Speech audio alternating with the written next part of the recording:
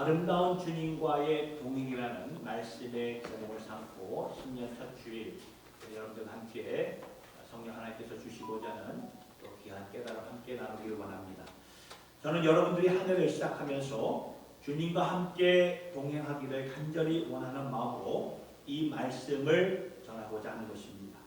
우리는 홀로 이 길을, 인생의 길을 걷는 것이 아닙니다. 누구와 같이 걷고 있습니까? 주님과 함께 걷고 있습니다. 그래서 성경을 보니까 히브리서 13장 5절에 이렇게 나와 있죠. 내가 결코 너희를 버리지 아니하고 너희를 떠나지 아니하리라 하셨습니다.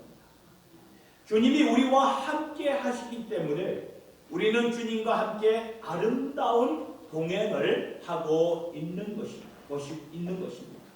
그렇기 때문에 여전히 힘들죠, 어렵죠, 고통스러울지라 할지라도 주 안에서 강건하게 아름답게 축복 가운데 살 수가 있는 것이고, 그리고 오늘 주신 이 말씀을 우리 새로운 표와 함께 보고자 하는 것입니다. 여러분, 이 산상수훈의 말씀은 우리가 지금 계속해서 수요 기도회 때 보고 있지만 좀 더 이렇게 힘도 있게 보고자 하기 위해서 이 말씀과 표와 연결이 되기 때문에 이렇게 전하게 되는 것인데요. 산상수훈은 마태복음 5장에서 7장까지에 기록된 말씀이고, 예수님이 이 세상에 오셔서 처음으로 산에서 전하신 말씀이기 때문에 산상수훈이라 이렇게 말씀을 하는 것입니다. 그래서 1절을 보면은 이렇게 나와 있습니다. 1절을 보면 예수께서 무리를 모시고 산에 올라가 앉으시니 제자들이 나아온지라. 여기서 제자들이란 주님을 사모하는 자들을 가리키는 것입니다. 그래서 금년에 교회 표가 교회는 세상의 소금과 빛이라. 어둠을 밝히는 빛이 되어 세상을 치유하는 소금이 되어야 된다는 거죠. 교회 이 표는 산상수훈의 말씀을 보면서 이 한 해를 주님 앞에 드리고자 하는 마음에서 정하게 된 것입니다. 사실 산상수훈 마태복음 5장에서 7장까지 이 전체의 말씀을 요약해서 본다면 오늘 설교 제목의 말씀이 되는 거예요. 아름다운 주님과의 동행을 뜻하는 것입니다.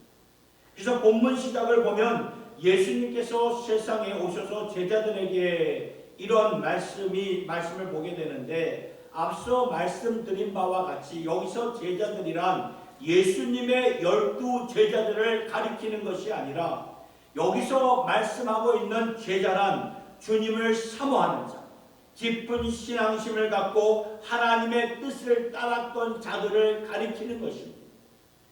그래서 본문의 제자는 주님을 사모하면서 이제 우리가 그토록 기다렸던 메시아가 바로 이분이 아닌가 하고 그들 마음속에 소망을 가지고 주님을 따랐던 자들입니다.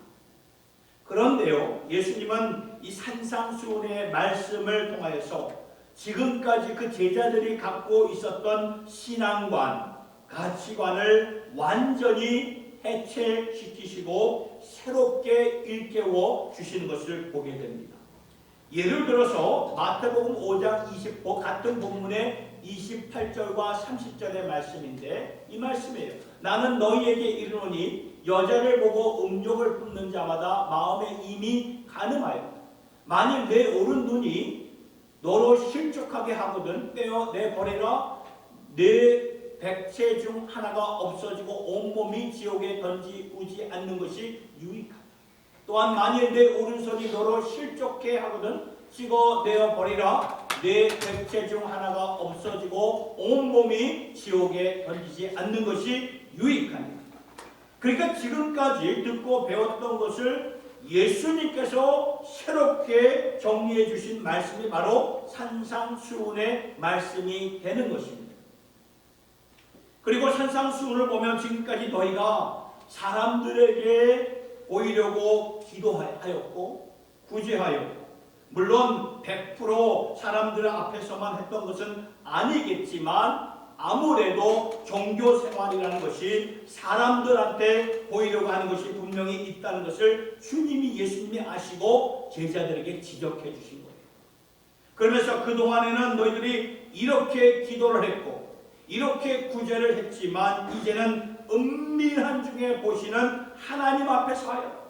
무슨 말입니까? 이제부터는 하나님 앞에서 중심을 가지고 믿음생활, 신앙생활을 하여라, 그 말씀입니다. 마음, 이 중심을 강조하신 말씀이 바로 산상수훈에서 주시고자 하는 영적 교훈이에요. 그런데 이 말씀은 백성들을 평가하며 또는 심판하려고 주신 말씀이 아니라는 것입니다. 이 말씀을 통하여 그들과 제자들과 함께 아름다운 동행을 하시려고 예수님이 말씀이 육신이 되어 이 땅에 오신 것이 아니겠습니까? 그래서 성탄의 메시지도 무엇입니까? 임마누엘의 하나님, 우리와 함께 하시는 하나님이 되신다는 거죠. 우리와 동행하시면서 하나님 나라의 백성들로서 사는 모습을 통해 나를 통해 배워라. 나와 함께 감당하자. 그리고 너희에게 준 사명과 소명을 나와 함께 이루어 보자. 그래서 금년의 표어대로 너희는 세상의 소금이다. 너희는 세상의 빛이다. 이 정체성을 산상수훈 말씀을 해서 주시면서 세상을 위한 교회, 주의 백성들이 되어서 시대적인 그 사명을 잘 따라서 주님의 교회가 진정한 교회가 되라고 주님이 말씀하셨던 것입니다. 그리고 이 산상수훈을 여는 마태복음 5장 1절과 함께 주신 우리가 그 다음에 읽었던 마태복음 11장 28절과 30절의 말씀을 보니까 수고하고 무거운 짐진 자들아 다 내게로 오라. 내가 너희를 쉬게 하리라. 그러니까 이 말씀은 예수님께서 우리를 인비테이션 하는 거예요. 초청하고 있는 말씀이에요. 오늘의 세상이 어떻습니까? 굉장히 무겁고 버거운 것을 아시고 내게로 와서 너희들 쉼을 가져라. 초청을 하시는 거예요. 그리고 그 다음 구절을 보니까 나의 멍에를 메고 내게 배우라 말씀하시죠. 여기서 말씀하시는 멍에는 무거운 멍에가 아닙니다. 주님과 함께 나와 함께 가자는 말이에요. 주님과 함께 가면서 주 안에서 쉬면서 배우면서 우리에게 허락하신 소명을 주님과 함께 나와 함께 이루어 보자 라고 주님이 우리를 부르시는 것입니다. 그러면 우리는 이 말씀 앞에서 어떠한 결단을 하면서 주님 앞에 나와야 되겠습니까? 오늘 금년 신년 첫 주일 산상수훈의 말씀을 주시면서 교회여 일어나 세상을 밝히는 빛이 되고 세상을 치유하는 소금이 되라는 이 하나님의 비전 앞에서 그리고 주시는 이러한 사명 앞에서 우리는 어떠한 자세와 결단을 가지고 주님 앞으로 나와야 되는 것입니까? 세 가지로 여러분들과 말씀을 나누고자 합니다. 첫 번째는 이것입니다. 엎드려 예배드려야 됩니다. 엎드려 예배드립니다. 하나님 엎드려 예배드립니다. 그러니 우리를 새롭게 하여 주시옵소서. 이 고백과 함께 결단하며 주님 앞으로 나와야 된다는 것입니다. 다시 말씀드리지만 산상수훈을 통해서 예수님은 당신을 따르는 제자들을 새롭게 하시기를 원하셨던 거예요. 지금까지 너희들 가졌던 열정은 있었지만 어떻게 보면 빗나간 열정이었다. 지금까지 너희들 신앙심이 좀 깊었는지는 모르겠지만 그 신앙심을 보면 하나님의 그 원래 뜻에서 빗나간 그런 신앙이었다. 그래서 예수님은 산상수훈을 통해서 말씀을 하셨던 거예요. 너희들이 지금까지 생각했던 복은 이러한 복이었지만 아니다. 너희들이 생각했던 그런 복이 아니야. 그렇게 말씀을 하시죠. 복에 대한 개념부터 새롭게 정리를 해 주셨던 것이죠. 왜냐하면 복은 누구나 할 것 없이 다 원해요. 주님을 믿고 따르면서도 이 복을 갈망하는 것이 우리의 중심입니다. 사실 하나님은 우리에게 복 주시기를 원하시는 우리 하나님이 되십니다. 그런데 너희들 이 복에 대한 개념이 빗나갔다 말씀하시는 거예요. 복에 대한 개념이 빗나가니까 우리의 신앙도 빗나가게 되고 복의 근원이 되시는 하나님에 대한 이해도 빗나가게 마련이라는 것입니다. 그러면서 복에 대한 개념부터 하나씩 고쳐주시는 예수님의 말씀, 이 산상수훈의 말씀을 듣게 되지 않습니까? 그렇다면 우리가 이 말씀 앞에서 어떻게 우리가 취해야 될까요? 우리가 반드시 해야 될 것은 바로 이 말씀입니다. 엎드려 주여, 엎드려 예배하겠습니다. 우리를 새롭게 하여 주시옵소서. 이러한 자세가 되어야 된다는 것입니다. 그래야만이 주님이 우리를 새롭게 고쳐 주실 수가 있다는 말씀입니다. 지난 화요일 저녁에 송구 영신 예배 본문으로 저는 여호수아 5장의 말씀을 가지고 전했습니다.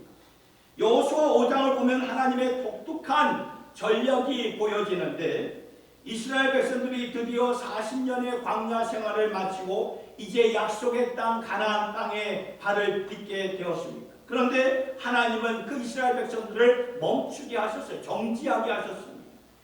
이제 그 땅에 들어왔기에 이제 그냥 보면은 그냥 전진하면 되는 거예요. 그 땅에 이미 상주하고 있던, 거주하고 있던 그 가나안 족속들을 이렇게 치면 되는 거예요.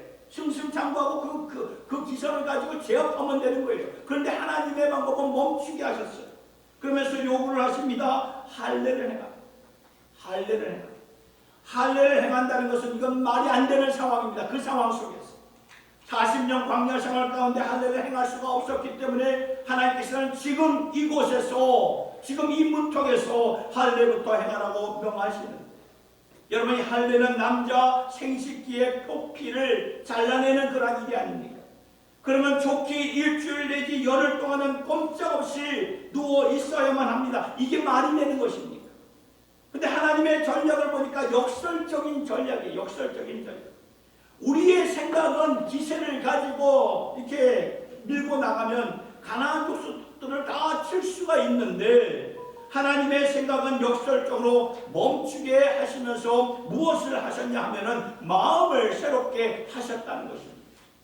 구약 시대의 할례는 마음의 할례를 가리키는 것이었습니다. 마음을 찢어가지고 하나님의 백성들로 나오고 거룩한 백성들로 나오라, 그 중심에 마음을 새롭게 하시려는 하나님의 그 전략을 보게 되는 건데, 이것이 하나님이 당신의 백성들에게서 찾는 모습이라는 것입니다. 그러니까 오늘 우리가 주님 앞에 엎드려 예배합니다. 나를 새롭게 하여 주시옵소서. 이러한 중심이 되어야 된다는 거예요. 여러분, 예배라는 단어를 이 헬라어로 원어로 이렇게 보니까 프로스코네오라는 그런 뜻이에요. 예배, 저 헬라어가 보시죠? 프로스키네오라는 뜻이에요. 이게 한국말로 이렇게 이렇게 하다 보면은 이 예배라는 그 프로스코네오라는 뜻은 주님 발 앞에 엎드립니다, 그 뜻이에요. 그러니까 예배라는 단어에 이러한 의미가, 이러한 깊은 의미가 담겨져 있다는 것을 알게 되면 아마 여러분들의 마음속에 예배에 대한 깨달음이 아마 새롭게 정리가 될 것으로 봅니다. 그냥 예배 드립시다 이게 아니고, 예배라는 데는 주님 발 앞에 엎드립니다, 그 말이에요. 우리가 예배 드릴 때 기뻐서, 때로는 기뻐가지고 춤을 추는 것도 예배이지만, 예배의 가장 본질적인 의미는 주님 앞에 엎드리는 거예요. 왜냐하면 그분 앞에 엎드린다는 것은 굴복한다는 말이에요. 순복한다는 것, 순종한다는 말씀입니다. 우리가 일주일 동안 살면서 주님의 임재 앞에 나와 엎드립니다. 무슨 뜻입니까? 주님이 이제 우리를 새롭게 일으켜 주시기를 원합니다. 그런 뜻이죠. 우리가 일주일 동안 참 열심히 살지 않았습니까? 참 열심히 살았어요. 근데 많은 면에서 돌아보면 실패도 있었고, 망가진 모습도 보이고, 빗나간 모습도 보여지고, 나를 통해서 실망스러운 그러한 모습도 보여지지 않습니까? 그러니까 그런 가운데 주님 앞에 엎드려 예배합니다. 그러면 주님께서는 엎드린 우리를 긍휼히 보시고 안수하여 주시고 일으켜 세워 주신다는 그 말씀이라는 것입니다. 내 아들 내 딸아 내게로 와서 너무나 기쁘구나 하면서 우리를 말씀으로 축복해 주시고 은혜로 채워주시고 일으켜 주신다, 그 말씀입니다. 말씀과 소망으로 하나님의 통찰력으로 리셋하여서 이제 새로운 힘을 갖고 세상으로 나아가는 것이 바로 예배를 통해서 우리가 받을 수 있는 은혜다, 그 말씀이라는 것이죠. 그 은혜가 이루어지기 위해서는 엎드려 예배합니다. 엎드려 주여 새롭게 하여 주시옵소서. 그래서 성경을 보면 주 앞에 나온 자들을 향해 하나님은 이런 말씀을 하셨어요. 너가 선 땅은 거룩한 땅이다. 신발을 벗어 네 발에서 신을 벗어. 그 말씀을 하셨죠. 신발을 벗는다는 것은 무슨 말입니까? 우리가 어느 곳을 어느 장소를 가기 위해서는 신발을 신고 있었지만 신발을 벗는 그 순간은 뭘 말합니까? 가는 길을 멈춘다는 그런 뜻이 아닙니까? 신발을 벗는다는 것은 가는 길을 멈추는 거예요. 신발을 벗고 나의 아젠다를 내려놓는 것입니다. 그리고 주님 앞에 엎드린다, 그 뜻이에요. 거룩한 땅 주님의 임재 앞에 섰으니 엎드립니다. 주님의 통찰력으로 나를 새롭게 하여 주시옵소서.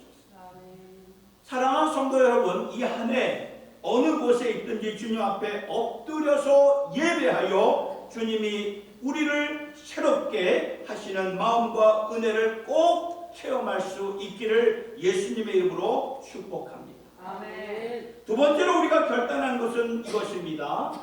주님만 바라보겠습니다. 주님만 바라보겠습니다.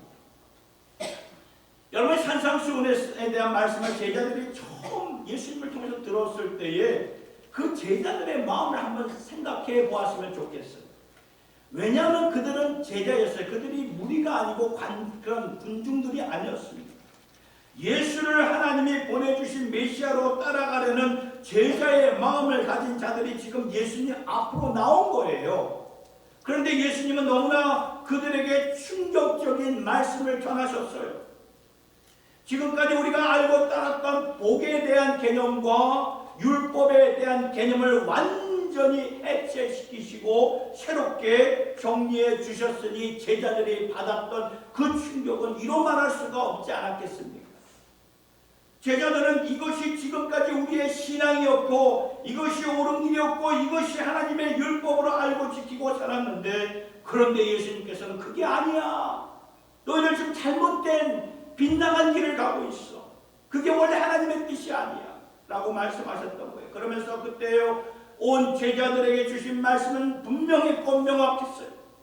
이제는 무엇을 보아야 되며 이제는 누구를 주목해야 되는가? 나를 주목하여 주님만을 주목하면서 살아. 주님만이 우리가 따라가야 할 뿐이구나. 그래서 예수님은 요한복음 14장 6절을 통해서 내가 곧 길이요 진리요 생명이니 나로 말미암지 않고는 아버지께로 올 자가 아무도 없다. 그러면서 지금까지 우리가 추구했던 율법의 전통이 아니고 어떤 신앙의 틀이 아니고 바로 주님이시고 주님을 바라보게 하셨던 거예요. 요한복음 10장 10절의 말씀을 보니까 내가 온 것은 양으로 생명을 얻게 하고 더 풍성히 얻게 하려는 것이다. 이 말씀을 생각해 볼 때 우리가 생명을 찾을 수가 있는 것이고 주님만을 바라보면서 우리가 살아가게 된다는 것입니다. 아멘. 여러분, 금년의 이 표와 비전은 바로 이 산상수훈의 말씀에서 얻게 된 것입니다. 그리고 교회에게 주신 말씀으로 우리가 일어나려고 할 때 우리에게 반드시 있어야 되는 것이 무엇이 있어야 되는 그 결단은 주님 우리가 주님만 바라보겠습니다. 주님이 생명입니다. 주님이 답입니다. 주님이 길이 되십니다. 주님이 진리가 되십니다. 주님만을 바라봅니다. 나를 인도하여 주시옵소서. 아멘. 지금으로부터 4년 전에 그 신정 때 그 KBS 뉴스에서 코로나 팬데믹에 대한 특별 보도를 한 적이 있습니다. 그 보도의 주제가 방역인가 경제인가, 그러한 주제였어요. 방역하는 것인가 경제인가. 무슨 말입니까? 방역을 제대로 하자니 경제가 죽는 것이고, 그런데 경제가 죽으면 나라가 무너지잖아요. 그러면 경제를 살리고자 하니까 방역이 소홀히 되고, 그러면 경제는 일어나는데 방역이 소홀히 되어서 죽는 사람들이 많아진다면 그것이 무엇을 위한 경제인가? 그러니까 방역인가 경제인가 어느 하나를 선택할 수가 없었던 그런 상황 아니었습니까? 둘 다 선택해야 되는데 둘 다 선택할 수는 없었고 해결책이 없었던 딜레마였던 것입니다. 앞을 보아도 뒤를 보아도 옆을 보아도 해결책이 없었어요. 그러면 우리가 무엇을 볼 수 있는 것은 딱 한 군데죠. 앞, 뒤, 옆을 봐도 없다면 우리는 하늘을 보면 된다. 하늘, 위를 보면 된다. 하나님의 독생자 우리의 구세주 예수 그리스도를 바라보면 되는 거예요. 아멘. 그분은 살아계신 주님이시고 지금도 하나님 우편에 계신 분이고 우리를 위해 친히 중보 기도하고 계시는 분이시라는 거예요. 그러니까 우리가 주님을 바라봐야 돼. 주님을.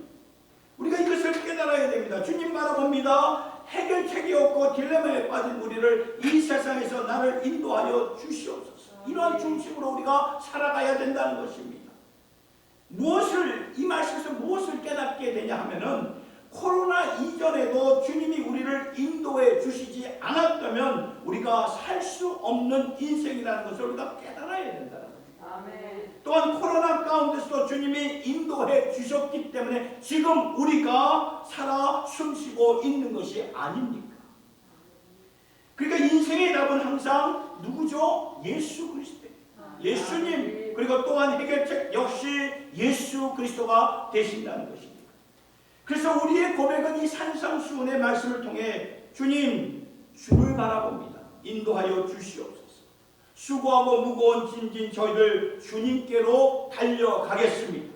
주님과 함께 동행하겠습니다. 주님과 함께 동행하면 그 멍에는 무겁지가 않습니다.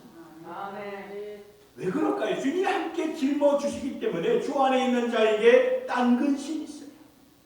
오늘의 힘되고 내일의 소망이 되시는 주님이 나의 주님이 되시니 주님과 함께 걸으면 나는 살 수가 있다는 것입니다. 아멘. 주여 우리를 인도하여 주시옵소서. 한 해를 시작하면서 이러한 결단과 이러한 고백이 있기를 예수님의 이름으로 축복합니다. 아멘. 한 가지 더 보겠는데 그것은 감사하며 살겠습니다. 감사하며 살겠습니다. 저는 이 산상수훈의 말씀을 보면서 참 감동을 받았습니다. 왜냐하면 이 말씀은 처음부터 우리가 빗나갔음을 분명히 보여주셨죠. 나름대로 우리가 신앙을 갖고 살아왔지만 열심히 살아왔지만 나중에는 이게 빗나간 삶을 살았던 것이 우리의 현실의 현주소예요. 우리의 신앙의 현주소입니다. 그래서 지금으로부터 약 500년 전에 종교개혁이 일어나지 않았습니까? 그것은 종교개혁이 있었던 것은 천년이 지나면서 열정적으로 나름대로 믿음을 갖고 살았지만 사람들의 규정과 교회라는 그러한 기관, 주님의 몸된 교회를 떠나서 사람들이 만들어 놓은 기관과 규정 속에서 많이들 빗나간 거예요. 많이들 빗나갔어요. 우리는 이것이 옳은 줄 알고 바른 길인 줄 알고 지금까지 붙잡고 왔었는데 빗나간 거예요. 그래서 개혁을 통해서 초심으로 돌아가지 않습니까? 개혁을 통해서. 오직 말씀이다, 오직 은혜다, 오직 주님께로 돌아가는 것이 개혁이에요. 리폼이에요. 리폼. 왜냐하면 우리가 믿음 생활을 하다 보면 사람들이 만든 기관의 틀 안에서 빗나가기 때문에 항상 뭐예요? 말씀으로 자신을 돌아봐야 돼요. 말씀의 틀 안에서 자신을 돌아보고 초심으로 돌아와서 오직 말씀, 오직 은혜, 오직 십자가의 보혈, 오직 주님의 보혈의 능력으로 개혁, 리셋하여 새롭게 되어야 된다는 그 말씀. 아멘. 그러니까 여러분 다른 사람 볼 필요가 없는 거예요. 나 자신부터 먼저 보세요. 나 자신. 아멘. 그래야 이게 나의 진정한 모습이구나. 이걸 알 수가 있는 거예요. 나부터 내 자신부터 살펴보세요. 아멘. 산상수훈의 말씀이 무엇입니까? 그렇게 나름대로 신앙을 갖고 율법을 갖고 전통을 갖고 살았는데 보니까 빗나갔어요. 그래서 주님이 빗나간 모습을 보시고 해체하신 거예요. 완전히 해체하시고 고쳐주시면서 너희는 세상의 소금이다. 너희는 세상의 빛이다. 세상이 소금이 되어보고 세상의 빛이 되어보라고 말씀하셨던 것이죠. 저는 지난 한 해를 보내면서 여러분들과 함께 회개 기도부터 시작해서 하나님 앞에 우리가 간절하게 기도를 많이 올려드렸습니다. 그러면서 앞에서 행하신 성령님을 바라보고 그리고 성령 충만하신 예수님의 모델을 계속 바라보면서 지금까지 우리의 빗나갔던 그러한 우리의 외식적이고 가식적이고 형식적인 그러한 모습들을 보지 않았습니다. 그러면서도 결국에는 교회가 바로 우리들이에요. 교회는 세상의 소금과 빛이라는 새로운 비전을 갖고 일어선 것은 주님의 말씀 때문이라는 것입니다. 여전히 우리를 믿어주시는 주님 때문이라는 거죠. 이렇게 기본부터 빗나간 우리들을 가리키면서 너희는 나의 빛이요 소금이다 믿어주시고 세워주시는 주님의 말씀이 있기 때문에 부족해요. 부족하지만 주님의 몸된 교회로서 오늘도 세상을 살리시려는 주님의 계획이 주님의 손 안에 있고 주님의 교회 안에 있다면 우리가 이것을 감사해야 되지 않겠습니까? 아멘. 우리들은 주님의 몸된 교회입니다. 하나님께서 사용하시고자 하는 세상의 빛이고 세상의 소금이라는 그 말씀입니다. 이것을 깊이 묵상할 때 우리의 마음은요, 주님 감사합니다. 주님 감사합니다. 나를 사용하여 주시옵소서. 이렇게 고백하며 주님 앞으로 나올 수가 있게 된다는 것입니다. 1950년대에서 1966년도에 헬렌 로스비어 여사분이 계세요. 스코틀랜드 분이신데 닥터였습니다. 의사였고 의료 선교 사역을 그 당시 1950년도에 그 아프리카 콩고 밀림 지역으로 들어가 자원하여 들어가서 섬겼던 귀한 선교사님이십니다. 그 아프리카 콩고 지역에 들어가려고 할 때 많은 사람들이 말렸습니다. 여자의 몸으로 혼자 들어가는 것은 너무나 위험하다. 다들 말렸지만 이 헬렌 로스비어 여사님은 하나님의 소명에 대한 확신이 있어가지고 그곳에 들어가서 20년 동안 아동들을 돌보는 사역을 감당했던 것입니다. 그런 가운데 1960년도에 그곳에 혁명이 반란이 일어났어요. 그래서 선교 지원에서는 빨리 철수하라는 본부의 지침이 있었지만 하나님께서 허락하신 그 사역지를 떠날 수가 없어가지고 그곳에 계속 있다가 반란군에 이 헬렌 로스비어 여사님이 잡히고 말죠.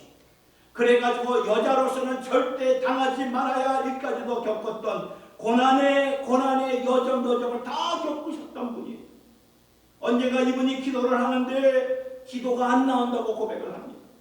그동안 주님을 바라보고 살아왔던 분인데 지금 내 모습을 보면 너무나 절망스럽고 또 너무나 두렵고 불안하니까 기도를 하는데 기도가 안 나온다고 고백을 해요. 그러면 그때는 아멘으로만 기도를 했다고 합니다. 왜냐하면 예수님이 하나님 우편에서 나를 위해 중보 기도하고 계심을 믿고 있기 때문에 내가 지금 기도할 힘이 하나도 없지만 주님이 기도하시기 때문에 아멘으로 기도했다고 말하는 것입니다. 그리고 그분이 반란불에 잡혀 있을 때 또 한 가지 이 간증을 보면은 어느 날 하나님께서 그의 마음속에 확실한 도전을 주셨다고 말합니다. 그것은 무엇이냐 하면은 너는 나에게 감사할 수 있겠니? 그 말이에요. 너는 나에게 이러한 상황 속에서도 감사할 수 있겠니? 그러니까 이 헬렌 로스비어 여사님이 하나님께 감사하라고요? 질문을 던지죠. 지금 이를 악물고 믿음으로 버티려고 하지만 죄송하지만 하나님 저는 감사가 안 나옵니다. 솔직히 감사가 제 안에 없습니다. 하나님이 원망스럽고 불평스럽고 그런 불만스러운 그런 마음뿐입니다. 그 누구도 돌보지 않는 아이들을 저는 이곳에 와서 20년 동안 섬겼는데 도리어 이 사람들이 내 몸을 완전 만신창이로 만들어버리고 나를 배신한 이 사람들의 모습을 볼 때마다 미움뿐이고 분노뿐입니다. 그러니 내 마음은 내 믿음은 이를 악물고 어떻게 했든지 간에 이 믿음은 지켜보겠지만 감사는 못하겠습니다. 감사 못합니다. 그런데 그때 하나님께서 이분의 마음속에 로스비어 여사님의 마음속에 이런 마음을 주셨다고 합니다. 그래도 너는 감사할 내용이 한 가지가 되라. 그것은 내가 너를 믿어주기 때문이다. 아멘. 내가 너를 믿어주기 때문에. 그때 헬렌 로즈비어 여사님이 망치로 뒤통수를 한 대 맞은 것 같은 그러한 느낌을 받았다고 합니다. 일평생 내가 하나님을 믿었지 하나님이 나를 믿어준다는 이러한 생각을 한 번도 가져본 적이 없었다라고 그렇게 고백을 하는 거예요. 그런데 하나님께서는 내가 너를 믿고 있잖아. 내가 너를 믿고 있잖아. 내가 너를 믿어서 그 자리에서 너를 선교사로 부르시잖아. 어려움과 아픔 가운데서 나를 향한 그 믿음 끝까지 지킬 줄 알았기에 너를 부르지 않아. 그러니 너는 나에게 감사할 수 있지 않겠니? 제가 이번에 이 간증을 묵상하면서 우리도 동일한 그러한 마음이지 않겠나 그런 생각이 듭니다. 지난 한 해를 보내면서 감사가 많이 사라지지 않았습니까? 아니 한 해뿐만 지난 우리가 살아오면서 감사가 많이 사라지지 않았습니까? 때로는 하나님이 원망스럽고 상황이 불만스럽고 너무나 지쳐서 어느 때입니까? 언제까지입니까? 이러한 질문만 나오고 감사가 많이 훼손이 되지 않았나 그런 생각이 듭니다. 하나님 왜 나에게 이런 어려움만 주십니까? 왜 내 가정은 이렇습니까? 왜 내 몸은 이렇게 연약합니까? 왜 내 자녀의 길은 풀리지가 않습니까? 지금까지 쌓아놓은 것들이 다 무너졌습니다. 앞이 안 보입니다.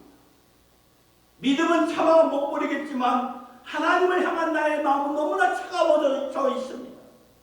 이것이 우리의 솔직한 심정이 아닐까요?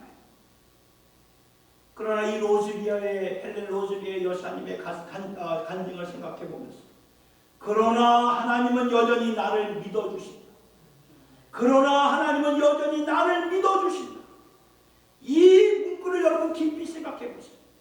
하나님은 여전히 나를 믿어주시는 분이시고 믿어주시기 때문에 이곳에 이 가정에 이 삶에 나를 허락하시는 것이구나. 믿어주시기 때문에 이 어려운 상황 가운데서도 나를 인도해 주시는 것이고 믿어주시기 때문에 이러한 환경 가운데서도 내게 사명을 맡겨주시는 것이구나. 믿어주시기 때문에 망가진 삶에서도 나를 주님의 몸된 교회로 믿어주시고 세워주시는 것이구나. 그 자리에서 믿음을 지킬 수 있는 자라 믿어주시고 허락해 주신 것이라는 것입니다. 그 아픔 가운데서도 가정을 지킬 것으로 믿어주시고 허락해 주신 거예요. 그 자리에서도 믿음 잃지 않고 어려움 가운데서도 믿음 잃지 않고 주님 붙잡고 살 것을 믿어주시고 허락해 주신 것이라는 것입니다. 그런 것이라면 우리의 마음 하나님 감사합니다. 하나님 감사합니다. 이러한 고백이 나오지 않겠습니까? 아까 부른 우리의 찬송 가사 가운데 성도의 노래가 있지 않습니까? 환난, 고난, 결핍, 어려움 가운데서도 성도는 믿음 지켰습니다. 하나님이 믿어주시고 하나님이 힘을 주셨고 하나님께서 여전히 소망을 주셨고 족한 은혜를 주셨기 때문에 성도는 믿음을 지켰네 라고 우리가 고백하며 찬양을 드리지 않았습니까? 사랑하는 성도 여러분, 하나님은 말씀하십니다. 교회는 세상의 소금과 빛이다. 많은 결핍이 보이고 부족함이 보이지만 하나님은 우리에게 오늘 말씀하십니다. 새생명 비전교회여 일어나라. 디아스포라 교회여 일어나라. 북한 교회여 일어나라. 한국 교회여 일어나라. 주님께서 말씀하십니다. 믿어주시는 것입니다. 믿어주신다면 우리의 고백은 당연히 하나님 감사합니다. 어떠한 상황 속에서 하나님 감사합니다. 우리에게 능력 주실 것이고 은혜 주실 것이니 주님께 감사드리며 일어나겠습니다. 아멘. 어둠을 밝히는 빛이 되고 세상을 치유하는 소금이 되어서 일어나겠습니다. 이러한 진정한 고백이 오늘 우리 모두에게 있었으면 참 좋겠습니다. 아멘. 사랑하는 성도 여러분, 새해 첫 주일에 아름다운 동행을 주님과 함께 이루어 나갈 수 있기를 예수님의 이름으로 축복합니다. 아멘. 주님은 여전히 우리의 주님이 되십니다. 이 상황 가운데서 하나님 우편에서 모든 것을 컨트롤하시고 주관하시는 하나님, 우리를 위해 기도하시며 우리와 함께 하시는 우리 주님이 되신다는 것입니다. 아멘. 그래서 우리가 주님 앞에 나올 때마다 엎드려 우리가 예배드려 나를 새롭게 하여 주님의 백성으로 주님의 자녀로 살게 하여 주시옵소서. 고백하면서 나오시길 바랍니다.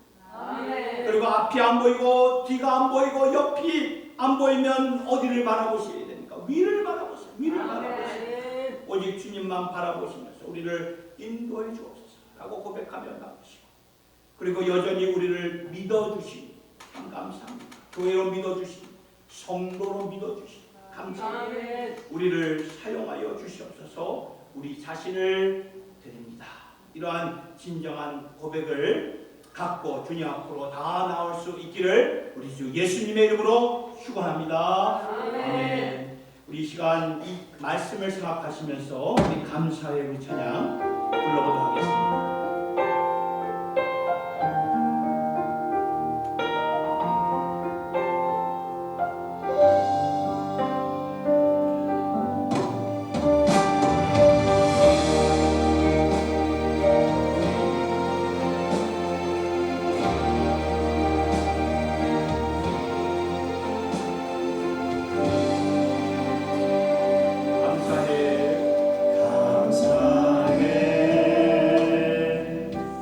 시험의 날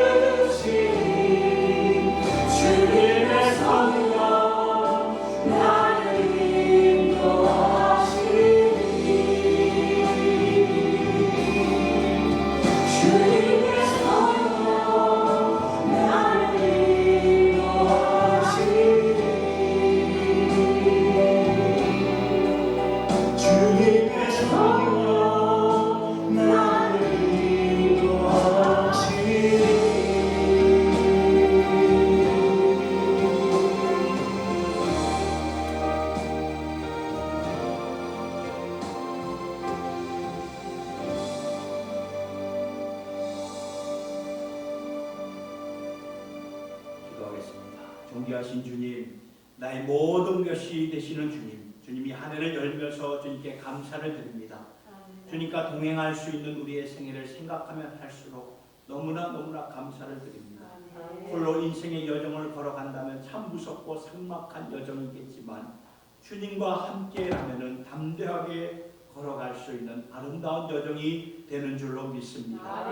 특별히 산상수훈의 말씀을 통하여 우리가 그동안 빗나갔고 잘못 이해했고 내 중심으로 살았고 내 중심으로 신앙생활했던 것을 계속 보여주실 터인데 그것은 우리를 심판하려고 주시는 말씀이 아니라 결국에는 우리를 세워서 우리를 새롭게 하시려는 주님의 말씀을 믿고 감사를 드립니다. 그래서 주님 이 한 해를 시작하면서 우리 자신을 주님 앞에 드립니다. 주님 앞에 엎드립니다. 그리고 경배합니다. 엎드려 경배할 때마다 주님이 우리를 새롭게 하여 주시고 새롭게 해주실 줄로 믿습니다. 그리고 주님의 품에 안길 수 있는 것 감사드리고 우리가 주님을 바라볼 때 주님은 우리의 길이요 진리요 생명 되심을 믿고 감사드리는 저희들 모두가 되게 하여 주시옵소서. 세상은 딜레마와 질문 가운데 있지만 인생의 답이 되시는 주님과 함께 하루하루를 살며 담대하게 일어나는 저희들 되게 하여 주시옵소서. 여전히 아버지께서 우리를 믿어주신다는 그 말씀에 너무나 감사합니다. 하나님이 나를 믿어주신다니 감사할 이유가 여기에 있는 것이고 그 감사와 함께 주님이 주시는 능력을 받아 일어날 수 있음을 고백합니다. 이제 주님의 교회로 저희들 일어나겠습니다. 세상의 어둠을 밝히는 빛이 되어 일어나겠습니다. 세상을 치유하는 소금으로 일어나겠습니다. 주여 우리를 사용하여 주시옵소서. 모든 영광과 감사와 찬송을 주님께 올려드릴 때에 존귀하신 우리 주 예수님의 이름으로 기도드리옵나이다. 아멘.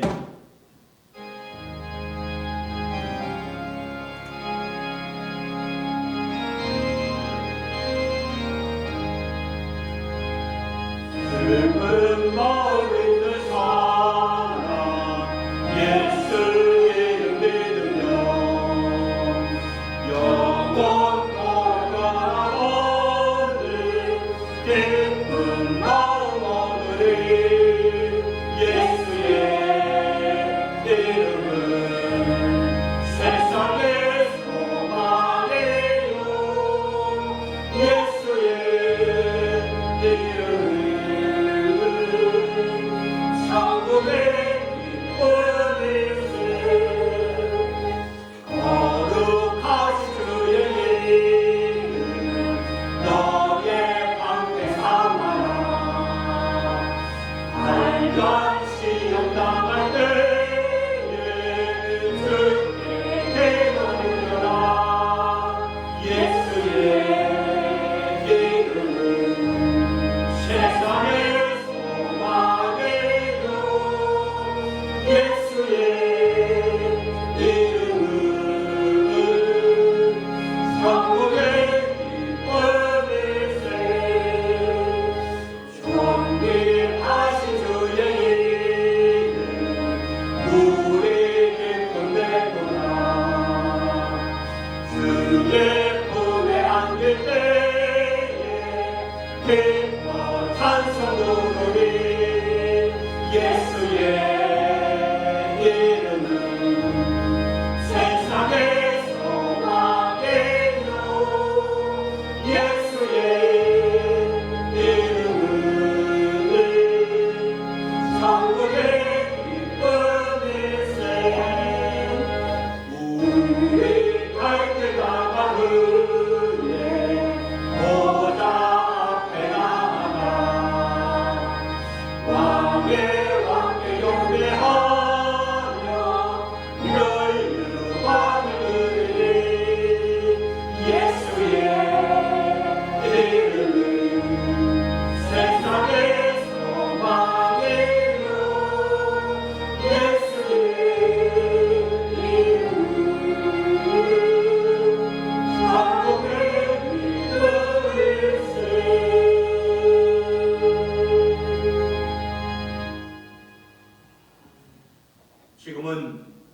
참 소망이 되시며 세상의 빛과 생명이 되신 우리 주 예수 그리스도의 은혜와 우리에게 독생자를 보내주셨으니 어찌 그 아들과 함께 모든 것을 우리에게 주시지 아니하겠느냐. 맞습니다. 우리를 이렇게 영원토록 사랑하시는 하나님 아버지의 그 영원하신 사랑하심과 우리와 늘 동행하시며 앞서 행하시며 때를 따라 필요한 은혜를 주시는 성령님의 교통하심이 이제 주님과 함께 아름다운 동행을 시작하고자 하는 모든 주의 백성들 머리 위에와 주님의 교회와 한국교회와 디아스포라 교회와 북한의 교회, 지하교회 위에 그리고 선교사님들의 사역 위에 이제로부터 영원토록 함께하여 주시옵기를 간절히 축원하옵나이다.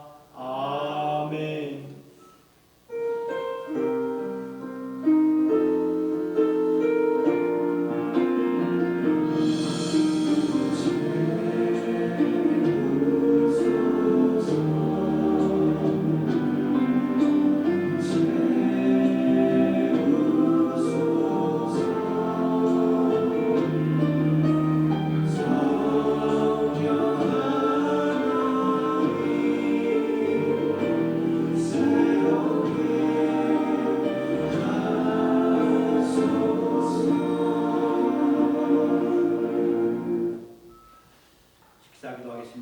하나님 아버지, 주님과 함께 아름다운 동행을 이루어가도록 저희들 엎드려 경배 예배드리게 하여 주시고 주만 바라보게 하여 주시고 감사하며 자족하며 살아가는 이 한 해 저희들 인도하여 주시옵소서. 오늘 귀한 친교의 시간 허락하여 주시고 또 귀한 양식 주심을 감사드립니다. 성도의 교제 한자리에서 나눌 때에 우리의 간증들을 고백하며 은혜롭고 복된 교제의 시간 되게 하여 주시고 주신 음식 먹고 마실 때 영육간 강건하도록 주여 인도하여 주시옵소서. 오늘의 친교를 위해 수고하시고 베푸신 여러분들에게 복에 복을 더하여 주시기를 간절히 바라오며 우리 주 예수님의 이름으로 기도드리옵나이다.